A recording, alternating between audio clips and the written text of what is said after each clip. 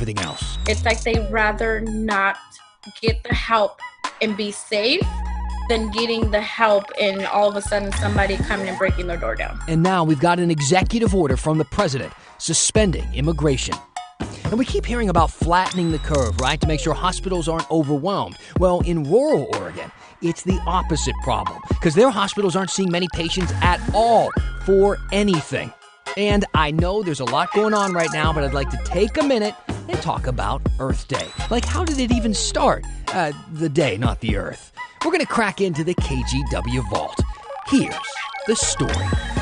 Hey, hello, hi, I'm Dan Haggerty. Welcome to The Story. We want to hear from you tonight, specifically about our big story. I feel like some people are going to want to weigh in. We're going to get to that in just a minute. So email us at thestory@kgw.com. You can find me on Facebook or use Twitter and the hashtag HeyDan. Or if you have my number, you could send me a text, just like this urgent care in Lake O did. Now, I took my son there a few months ago because we thought he had an ear infection, and they had my number apparently still on file, as they do, and they sent me this text, and it said that we offer COVID-19 testing free with most insurance. So I was curious, obviously. I wanted to give them a call and ask for some specifics, and here's what they told me. They said that if I have had any symptoms like a fever or cough or sore throat, headache, upset stomach, like literally anything that you could possibly feel out of the ordinary, even one of those things, and I could get a test. They also said that if I get tested, my kids and my wife, they can get tested too, even if they don't have symptoms, because we all live together. They told me that most insurance companies will cover multiple rounds of testing too. So if I test negative today, but I feel sick again in a few weeks or so, I can go and get another round of tests along with the rest of my family. Now, the text and that conversation followed yesterday's news from the Oregon Health Authority that the state loosened its guidelines for testing. So you don't have to be extremely sick anymore to get a test. So if you've been, trying to figure out if that headache and tickle in your throat is allergies or coronavirus, apparently now it's a whole lot easier to find out. The OHA, look, they put out the latest testing data every single day. And most television news stations, they tell you those numbers right at the top of their shows. Here we are doing the same thing right now. Today in Oregon, 2,059 cases so far, 78 deaths since this all started. Look, we know the virus is serious and deadly. We've seen what it can do when it goes unchecked. But those numbers, those ones right there, they don't really tell how widespread the virus is, because people with mild symptoms or no symptoms weren't getting tested. But that's not the case anymore. So talk to your doctor or urgent care and insurance provider and learn what you have to do if you start feeling sick. All right, now it's time for that big story tonight, and it's about being undocumented during COVID-19. This morning, President Trump signed an executive order to limit immigration into the U.S. He said it would pause issuing green cards for 60 days when they're then going to revisit that policy. Now, according to a Pew Research study in 2016, Oregon has about 110,000 illegal immigrants living in the state. Washington has about twice that. Now, without legal documentation, you won't be getting the stimulus check. You can't go out and get unemployment. COVID-19 has also forced ICE to make changes to enforcement, and the future of the DACA program remains uncertain. Tonight, a dreamer shares her fears and anxieties with Kristen Severance. Morning, Mr. Thompson. How are you? Sandra Luna wishes she was still greeting students every morning at Woodlawn Elementary School. I miss my kids. I want to see them, but I know a lot of them don't have access to do like a video chat, but that's on my to-do list. I would like to do a check-in with my students. Like so many of us, the school secretary is working from home and helping her own kids, like second grader Angel, try to navigate distance learning. I miss my teacher. I miss everybody. And school at home is just, it's kind of hard because all my siblings are just yelling, and I can't do nothing. But she has another cloud hanging over her during this pandemic. Sandra's undocumented. It's a story she shared with us in an episode of our year-long series Inside Woodlawn about deportation. Just being a DACA recipient, I know I can be next. Her mom brought her here illegally from Mexico when she was 1. She's allowed to work under the Deferred Action for Childhood Arrivals program, or DACA. There are 700,000 people in the United States brought here as children, also called Dreamers, allowed to stay in the U.S. under DACA. I don't feel any different than anybody here in the U.S. I feel just like everybody else. My life runs the same way. I get up to go to work. I pay all my bills. I pay rent. They take from my taxes, from my paycheck. I mean, I don't feel any different, other than what makes me different is that work permit and a social security card. The future of the Obama-era program was already on shaky ground. The Supreme Court will decide if the program will continue before it expires in June. And now the immigration debate is part of the coronavirus conversation after President Trump tweeted, "In light of the attack from the invisible enemy, as well as the need to protect the jobs of our great American citizens, I will be signing an executive order to temporarily suspend immigration into the United States." He later clarified the 60-day pause would have exemptions, like farm workers. And if they want us out, they're going to regret it later. Sandra says these policy changes makes undocumented families already worried about sharing information even more hesitant to ask for help. It's just hard being undocumented. There's so many things that I can tell you, jobs, even the help. Like right now, I have so many families who I want to reach out just for a simple Wi-Fi help. They ask questions. Well, do we need to apply for something? What type of information do they need from us? It's like they'd rather not get the help and be safe than getting the help and all of a sudden somebody coming and breaking their door down. She's talking about Immigration and Custom Enforcement Officials, or ICE. ICE has also been impacted by COVID-19. There are no in-person or at-home checks at this time. ICE enforcement and removal operations is focused on public safety risks and people subject to mandatory detention based on criminal grounds. Enforcement actions will be delayed for people who do not fall into those categories. ICE will not carry out enforcement operations at or near healthcare facilities like hospitals, doctors' offices, or urgent care facilities. 700 individuals have been released from ICE custody during COVID-19, though a federal judge ordered ICE to consider releasing all at-risk detainees, regardless of their legal status. For Sandra, whose legal status could change at any time, the uneasiness of living life won't stop when this crisis is over. She's been through a lot, and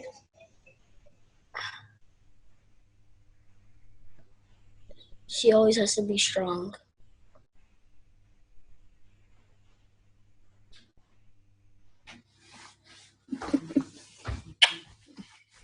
Look, we know people have strong opinions about immigration stories, and we want to hear from you. We do not shy away from these sorts of stories. We want to know, what questions do you still have? What else do you want to know? Use the hashtag #HeyDan, and let's keep talking. And while we're talking about immigration, I got this email from Dale. He asked, are there still people detained at the Mexico-U.S. border? I worry about a COVID-19 outbreak there since the detention centers were so crowded and unhealthy previously. Well, people, I can tell you, are still being detained, both at the border and in detention centers around the country. But last week, NPR reported that ICE released about 700 people because they were worried about coronavirus in those facilities.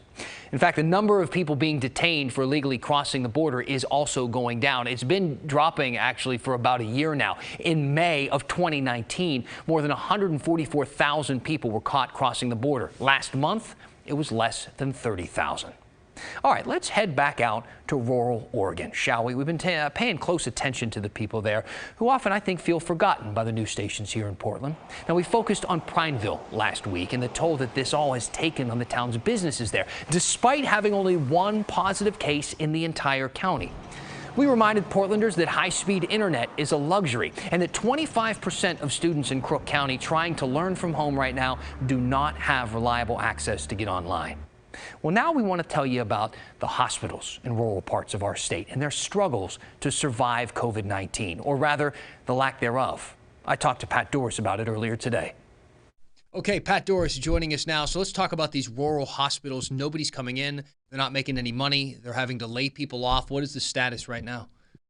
Well, it's been a real problem for them, Dan. We talked in Curry County, down in Gold Beach, also in Lakeview and in Ontario, and all three of those places have had few, if any, COVID-19 cases in the entire county. And yet they've turned the hospital system upside down, preparing for this big influx that has not happened. So they are all significantly down in revenue, millions of dollars. Two of the three did just get federal stimulus checks either this morning or yesterday. So things maybe are going to start looking a little bit better if things open up again. But in the meantime, they've had to do layoffs, and some have lost doctors because they tried to renegotiate the contracts and the doctors left. So what do they do? What do they do at this point to try and make ends meet, to retain some of these doctors, to make sure they can still pay their employees? Well, the federal stimulus checks will help because they are millions of dollars that are coming in. The other thing that they've really noticed is a change in the way that people want their health care.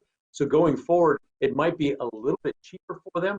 Telemedicine has become a really big deal. It didn't used to pay very well, but the government has changed the formulas. So now the reimbursement rates are much higher. And some of the docs think that that is really going to be a big part of the future. A little bit of a silver lining there. All right, Pat Doris, Yeah. Thank you. You bet. All right, guys, time now for a little mea culpa, you could say. I mean, look, we're not perfect. All right, dare I say, our bad on this one. The last two nights, we've made a hard time harder for Trailblazers fans by reliving some painful would-be draft picks, like the time Portland passed on Kevin Durant in 2007, and the time they passed on another fresh-faced newcomer by the name of Michael Jordan in 1984. The latter highlighted in ESPN's The Last Dance, a mini doc series on Jordan that debuted this past weekend. And I know what you're thinking right now, Dan, dude, what the bleep? You just said you were bad, and now you're doing the whole thing all over again. Well, I only relived a little bit of that for you to bring you this moment of joy and a little redemption, I think, for us. Earlier today, Maggie Vespa interviewed a longtime favorite among Blazers fans. He's venturing into politics now, and Maggie's going to have that story a little later this week. But she also asked him how he's doing amid this pandemic, especially with no sports to watch. And his answer was really poignant. So without further ado, a moment of zen, if you will, with 70s Blazers legend Bill Walton. What's that like for you with no sports, literally? My life has changed dramatically. This is as daunting a challenge and task with COVID-19 as I've ever faced, and I'm healthy. And so realizing that health is the basis of all success in life. I'm the most injured athlete ever. I missed 9.5 years of my NBA career because of my health. And so I am fully aware that life is all about health. And it's not just individual health, it's the health of the community. I am privileged. I'm the luckiest guy in the world. I'm healthy. I'm madly in love with my wife. We have a home, and our children, our grandchildren, they're all doing fine. But we're all impacted. We're all in this together. How about that background? Walton talking to us there from his San Diego home in front of that mural of life. I mean, that's literally what he calls it. So, Bill, thanks for that moment of zen. I think we needed it, and so did Blazers Nation. Have you seen these photos of gas prices in the Midwest? Under $1 a gallon. Feeling jelly? Yes, so are we. Why isn't that happening here? And just how much plastic do we throw away? Apparently, a lot. A lot. When the story continues.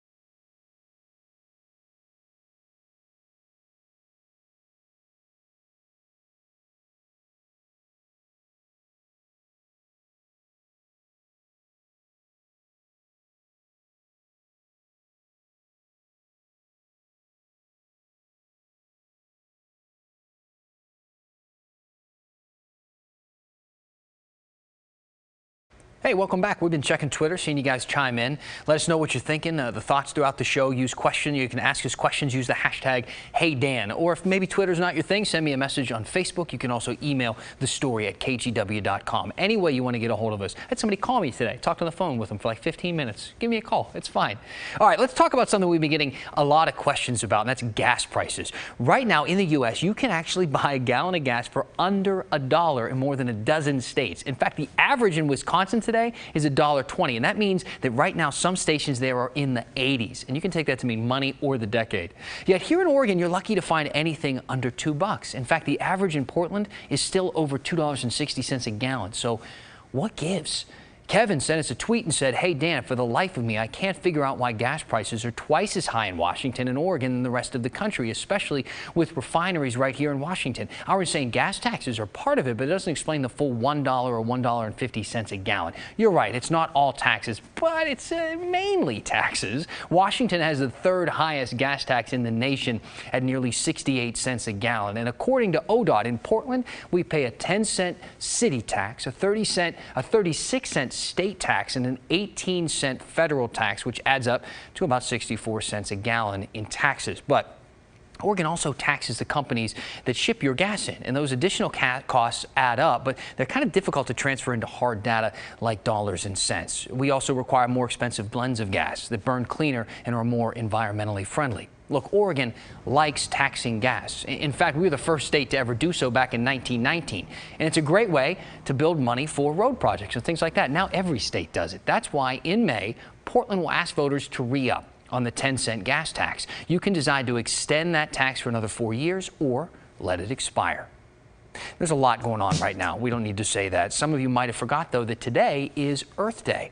Well, you could celebrate in a lot of ways. Maybe go outside in the rain for a little bit, let that pour down on you. You'll be alone. I doubt many people are doing that. You can keep your safe social distance away from everybody else. Or you can stay on the couch, probably a place you're more comfortable with right now, and check out this documentary that we think is worth your time. It's called The Story of Plastic, and it premiered on the Discovery Channel today. It takes a look at just how much plastic pollution there is around the world. It's insane. You might think it's a lot. It's more than that. The film's executive producer, Steve Wilson, is a longtime Portland activist. He got the idea for this film while campaigning to ban single-use plastic bags in Portland 10 years ago. He teamed up with a staffer for then Mayor Sam Adams' office, and they took a crew around the world documenting what they called a plastic crisis. And that is exactly what they found.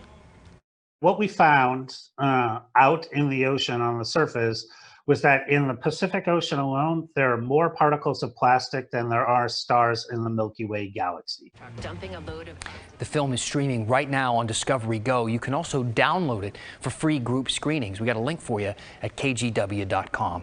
So since it is Earth Day, you might be wondering, how did this become a day anyway, right? There's actually more to it than you might think. Nina Melhoff dug into the KGW vault for us to find out.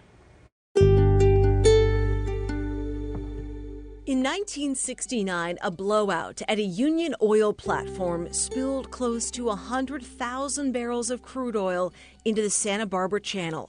The New York Times environmental correspondent Gladwin Hill called it the ecological shot heard round the world. Having traveled to see the devastation firsthand, Wisconsin Senator Gaylord Nelson decided something bigger had to be done.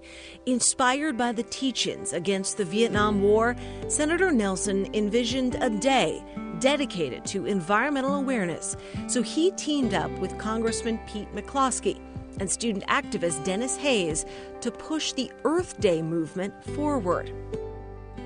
The first Earth Day was Wednesday, April 22, 1970, a weekday falling between spring break and final exams. The date was chosen to maximize participation on college campuses. It was a huge success. From New York to San Francisco and all across the United States, an estimated 20 million people came together in support of environmental reform. And the federal government took notice. By December of 1970, Congress authorized the creation of a new federal agency, one designed to tackle environmental issues you might know as the EPA. And other environmental legislation soon followed, What came to be known as the Clean Water Act became law in 1972. The Endangered Species Act soon followed in 73.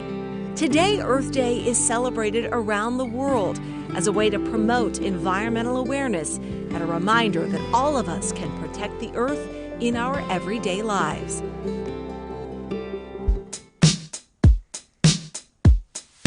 And that's a great reminder. Happy Earth Day, everybody. I'm Matt Safino, and you know what? Earth Day may be more important now than it was even 50 years ago, especially when you look at it through the lens of climate change. So let's do just that. Here's a graph showing Portland's temperature rise over the last 50 years since the first Earth Day until today. We've seen our average temperature go up nearly 2 degrees, 1.8. Now, that may not sound like a lot, but over a long-term average, that is a lot. We've seen spring, just the season we're in right now. That's the season we are seeing the fastest warming, and our overnight temperatures has also seen some dramatic increases over those 50 years. So again, climate change is real. It's happening. Even with COVID cleaning the air up a little bit, it is still going on and something we still need to reckon with and pay attention to. Now, this is the warming for the United States, 2.4 degrees. I'm going to come back to this, actually. We'll get to that video there in just a second. But for the United States, it's even higher. It's 2.4 degrees nationally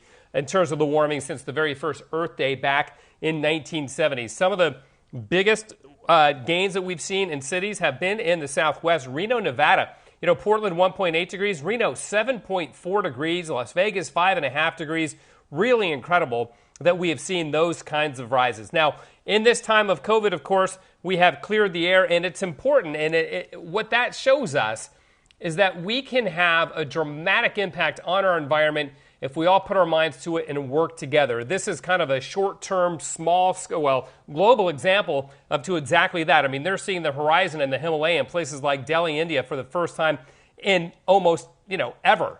And so it's an indication of what we can do. And speaking of a clear sky, remember the Starlink satellites that cruised across our sky last week? Well, I've got some great video to share with you coming up at 6:30 on that. You don't want to miss that. And also, I've got new episodes on my podcast, Under the Brig Umbrella with Matt Safino. You can find it wherever you find podcasts. All right, Matt, thank you so much. Happy Earth Day to you, my friend. All right, everybody else, we appreciate you being with us. We're going to finish the story when we come back.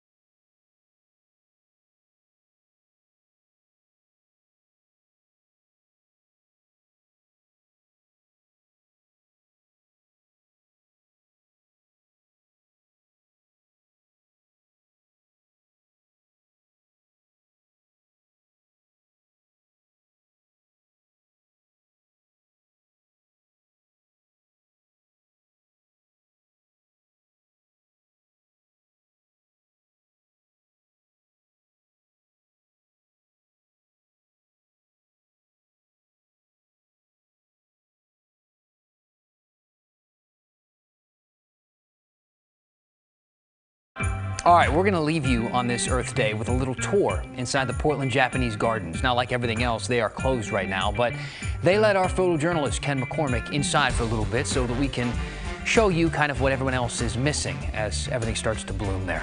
I hope you enjoy it. We'll see you back here tomorrow.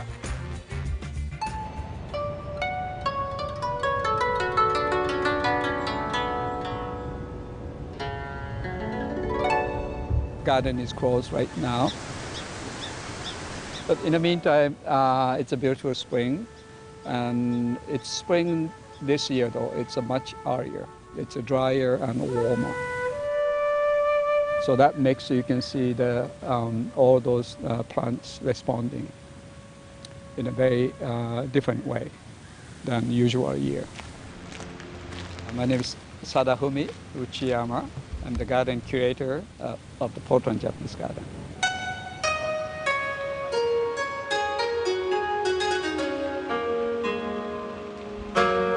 The garden is growing for a long time, but in a way they are reborn every year. So spring is in such a time. So really spring gives you this sort of powerful feeling of the rebirth, newborn. So it's again the environment and garden gives you that sense. That kind of excites you and very much forward looking. So I think it's a great time and everything is growing, moving. Normally you don't see this much growth and the beautiful leaves on the Japanese maple. And you can hear the sound, the sprinkler is running. Normally this time of the year we are not watering, it's raining. And you see the koi down there, fish. They're now very active, right? And normally they are still a little cold with, water. They're ready. And in the normal years, on and off, you have rain. What you see and what you hear is normally in May. So we're a few weeks, it could be a month earlier. Really, what we're doing is to keep the garden ready to open. If it's opening tomorrow, absolutely. If it's opening next week, absolutely. So that's our task. Each year is different and never be the same. So we are always ready to see something different. That is really our job is about. Garden is always unchanged. So that's the important part. When you visit the garden, it's still there, the same way. The garden is waiting for everyone to come back.